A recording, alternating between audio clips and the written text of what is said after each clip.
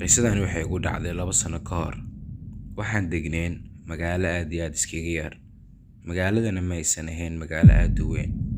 Waxaan lahaa saaxiibkay igu dhow, magaciisana waxaa la dhahaa Dave. Aniga asiga mar walba waxaan raadin jirnay goob fiican oo aan wax ka soo baarno ama meel magaalada ka baxsan oo markaas lagu nasan karo ama meel fiican ah. Maalin maalmaha ka mid ah waxaan aragnay guri ku yaala meel yar oo biyo fadhiistaan iyo geedana ku yaalaan.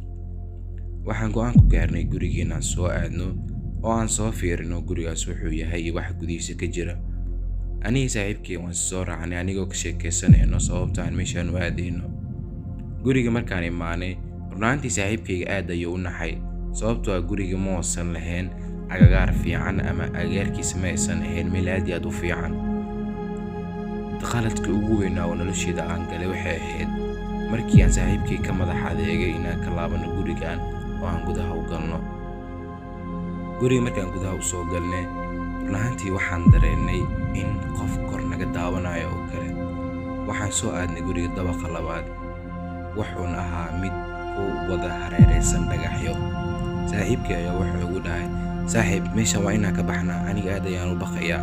Anigana waxaan ku dhahay, "Waa dadka sababta meesha u imaanay, waxaan rabnaa inaan ogaano gurigan gudihiisa iyo sababta kaliis meesha ugu yaalo." Waxyar kadib waxaan maqalnay qayli dhanka saaxiibkay ka imaanayso. Waan soo cararay, waxaan imaaday agtiisa. Waxaan aragnay arrin aad iyo aad ugu naxnay. Meesha waxaa ka soo laalaaday islaan oo gacmaha ka xiran oo nuweeg qof dhintay, laakiin weli jirkeeda ugu fiican yahay. Aad ayaan u naxnay, waan soo cararnay aniga saaxiibkayga. Waxaan soo aadnay dhankii magaalada.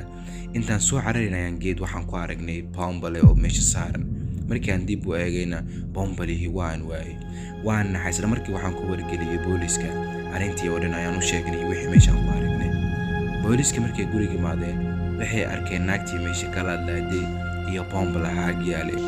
Runtii gurigan qisadiisa waa qiso aad iyo aad u yaab badan. Waxaan ka baaray Googlaha, waxaana ogaaday in gurigan ay degnaayeen cid taajiriin ah. Cidaasna wiilkoodu waxa uu qabay naag dilay qarsoon ah. Dilkan waxay ka bilowday dhammaan familkii guriga degnaa ayadoo sun u qastay. Kadibna meel walba wax ku dishanay waxay ugu tagi jirtay bombal.